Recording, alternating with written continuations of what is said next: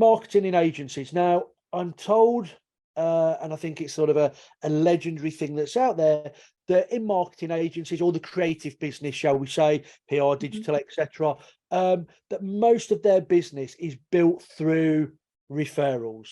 So just quickly, what's your thought on that statement? Business built through referrals in the creative sector.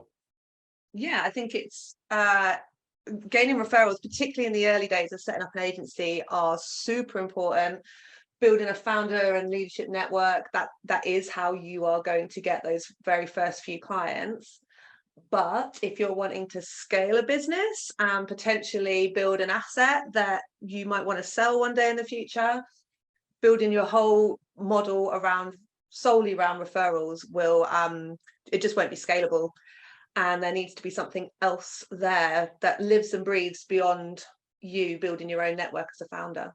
Yeah, okay, that makes sense. And I think, most agencies that I've worked with, they've been started by a creative director or client service director, and they've used their contacts with their existing clients, and then they've used their network to drive that business. But to move on to those next levels where you're driving your revenue, you're trying to grow the business. Agencies are notoriously, I don't like using the word bad, but notoriously bad at doing their own marketing. I don't know if it's a example of the cobbler's shoes, or just not getting round to doing it. But what advice, what stories, examples, data have you got that could support why agencies should be taking their own marketing seriously if they're looking at that growth in the future? Yeah, it's really funny when I tell people what we do, and we say we're a marketing agency for agencies. If they're not in our world, they're like, get it, why on earth would an agency need an agency? And anyone that I chat to in our world gets it instantly, and they're like, oh yeah, agencies are really terrible at doing their own marketing. And I think it comes from, I think there's two main reasons of where that comes from. One is there is a resource issue, and our best people have to be billable at as much as possible, because that's how we make our money, right? So that's a perpetual challenge when you've got the feast and famine roller coaster that is new business, and your own marketing or messaging or whatever those internal projects are just get dropped as soon as the next big pitch comes in, or as soon as a client asks you to jump and you say how high. So that's a fundamental challenge that all agencies have. Another big challenge that we see agencies having is not having a clear positioning and defined audience, and really knowing who they are, who they service, and what it is they do for their clients, how they solve their clients' problems. They're really often, they find it really difficult to articulate that. We've done some research with about 100 agencies where we've looked at their marketing, we've scored them on a matrix, and one of the things we found was that 74% of agencies that we surveyed had really weak positioning, but those that had a strong positioning performed 38% better across the rest of their marketing. So those two things go really, really hand in hand. And I think a lot of agencies really struggle with, some people will talk about niching, but really defining who they are, what they do, how they do it, and who their audience is. That has a big knock-on effect then on how they can show up consistently across the rest of their marketing. Yeah, that makes sense. Claire, on that positioning side of things, I think there's two things of positioning, isn't there? There's the positioning to the outside world, to your clients, to your prospective clients, to organizations you'd like to work with. What do you see agencies, or how well do agencies communicate that position and what they're about internally to their team to buy into that? Have you got any stats or evidence around agencies that have done that, perform better? I'd be really interested in anything you've got around that. Yeah, that's really interesting. I think getting your whole team to buy into something is really important, again, especially in those early days. And we work predominantly with sort of independent agencies, and actually indie agencies, they are usually good at getting their team to be aligned around values, like the values and the vision and the mission of the founder. when there's a smaller team, it's much easier to get people behind that. And as you start to scale beyond about 5 to 10 people, maintaining that vision does become more difficult. But using your internal teams, particularly client servicing teams, as another channel for your marketing, and actually viewing your marketing as a value add, as adding value to your current clients, not just thinking about marketing as something that will generate new leads and help you have conversations with prospects, but extract and gain additional value and development from your current client pool, is really, really important. And it's often really missed. So the client servicing teams really kind of often shun that. They don't want to send what feels like sales collateral or bump or upselling to their clients, but actually viewing it through the lens of adding value, making their life a little bit easier, solving some of their challenges. That's, in my view, that's kind of what your marketing should be anyway. Okay. So if you could put it into, 3, 4, 5 points of, what do agencies need to be doing? What should they be considering? What does good look like? From all those things you've talked about there, how would you put that in sort of a pathway of, this is what you should be doing, this is what good looks like? Yeah. So good looks slightly different depending on what sort of agency you are, what sort of size you are, and also kind of what your specialism is, right? So when we did our research, we looked at kind of 9 different agency specialisms, from kind of design agencies, digi agencies, PR, events, and looked at what they all had in common. So if you're a design agency, making sure there's not just style over substance, like, yeah, your website, your content might look really great, really shit hot, but is it converting? Don't just have that kind of style over substance. So that's something that we found was quite not necessarily unique to design agencies, but something that they really need to think about. PR agencies, on the other hand, a lot of the PR agency websites didn't even have any space on their website for thought leadership. There was very little evidence of any earned media coverage. So even if they were kind of practicing what they preach and getting earned media coverage, they were perhaps being a little bit modest or humble and not sharing that more widely. So there's definitely something around each agency really leaning into what they do best for their clients and practicing what they preach. But across, no matter what your sort of size or scale or specialism or niche, there are some things that came out of our research that every agency can kind of learn from. And one of those is having that really strong positioning up front. Really understanding your audience.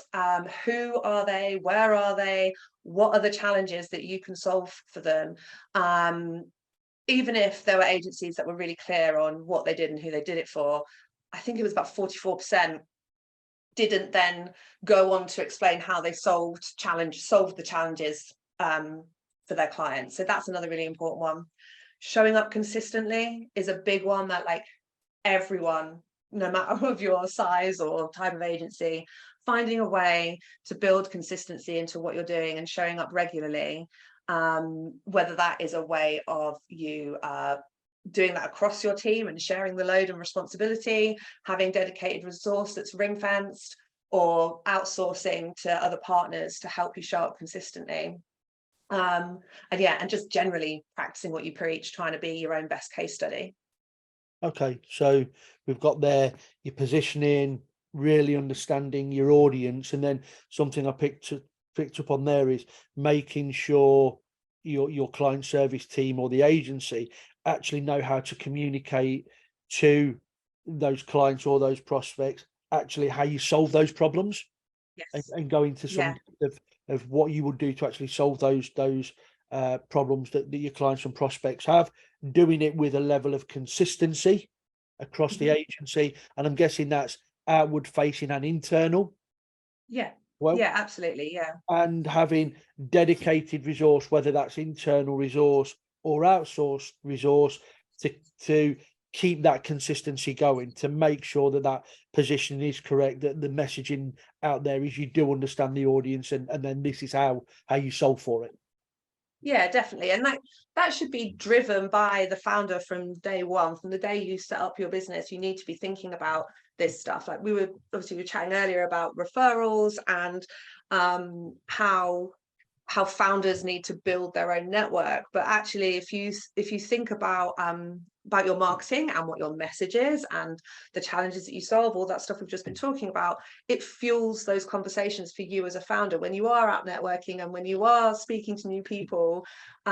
You've got something that's really consistent that everyone in your business, including you, can use. It will give you the content to do a speaking opportunity or to have, you know, chats when you're out at networking events. So these things like your founder brand and how you create those referrals and your agency brand, they need to be kind of balanced and seamlessly linked with one another. Okay. So all around those things, though, one of the things I picked up is that dedicated resource, be it internal or outsourcing. Have you got any thoughts? And I think there's two roles here. I'm interested here. One is that marketing resource, that marketing person, somebody that's going to help with the positioning, who's going to drive the communication out there. So that's one role. I think I've got some questions around. And then the second one is when we're trying to grow away from just referrals and bringing in new organizations, this whole, whether you call it a biz dev person, a salesperson, you know, should client services be doing that, or should they just be focusing on their existing clients to okay, we don't walk the corridors as much as we used to, more team calls these days, but should they be really focused on growing the client base rather than new business? So around those two sort of roles, if you take the marketing first, is there a size where you think actually the agency is at a revenue size now where bringing in that dedicated marketing person is critical? Or is there a point where you say, well, actually still outsourcing it to people like yourself is the right way to go? What are your sort of thoughts around that, Claire? Yeah. Well, firstly, I think getting your marketing machine sorted before you move on to a biz dev sales role is really important, because if the biz dev salesperson's got nothing to work with, it's going to be a really hard slog and it's going to take you a very, very long time to see any kind of return on that investment. So definitely focusing on your marketing first to make their job further down the line easier is what I would always say. In terms of if there's a particular kind of revenue size or employee number size, it's difficult because it really depends on what the ambitions are for the agency as well. Like if you're really wanting to invest in growth and to scale at a rate, you need to invest in your marketing. It goes without saying, it's what we say to our clients, right? We usually say kind of up to about 5% of profit to spend on marketing budget, not including people cost. And in terms of whether you bring that in and when you bring that in, it can be quite personal to an agency, I think. And it's a really hard role to fill, the kind of the marketing manager role, if you're bringing it in-house, for a number of reasons. Namely, there's not that many agency marketing managers around. So your pool of talent is smaller to begin with. So you often will have to kind of look at adjacent industries and look to professional services or other kind of B2B services industries to find the right talent to bring into your business anyway. And then when you do, hiring at the right level is really, really hard often, because if you are a kind of 10 to 20 person agency, you probably need an internal team member that is maybe third or fourth job. They can be quite strategic, they can help do the leading, but that you also need them to roll their sleeves up and do the doing as well. And there's therefore quite a finite period of time where you've got that person in that sweet spot before they want to progress, and they don't want to be kind of doing the doing and writing social posts or, you know, whatever it may be. So yeah, finding someone that's at the right level is really hard. They're a lone wolf in that role as well. Like they have to be in every part of the business, understand what the client servicing delivery teams are doing, be in there with HR and finance. They've got to be across the whole team, but they're usually a team of one pretty much forever. Like agencies with less than 50 people will rarely have more than one person in a marketing team. So finding someone that can kind of hold their own, report directly into the senior leadership team, be across the agency, and is happy to do that for longer than a couple of years, can be really hard. So you usually then either find that they either want to leave the business because that's how they progress, or they want to move over into a more kind of strategic client-facing role. Either way, you're then kind of left looking at whether you then have to, how you then re-recruit that role every kind of couple of years. So I think being really clear as a founder of what the path to progression is for that role right from the outset when you're trying to hire will be really useful for you for the kind of medium to long term.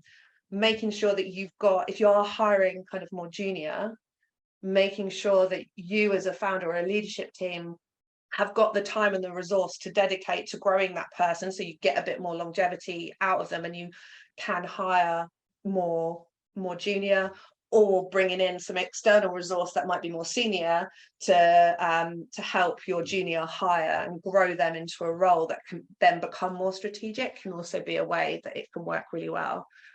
Yeah, I think that's a really good point. I know in my own business we had a similar situation with having a marketing person that you're asking to almost put that strategy in place and that positioning, the getting the brand right, but on the same token saying, actually, can you now carry out the execution of all that?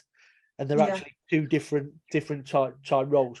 And also, like with SMEs in general, any SME, not just agencies, right? You have a small marketing team. The expectation is that your marketer is a generalist and knows, like, they have to do everything. You know, in a small business, they're part designer, part social media, SEO, email, website, like the whole spectrum of marketing. And it's pretty much impossible for one person to be an expert in every single channel.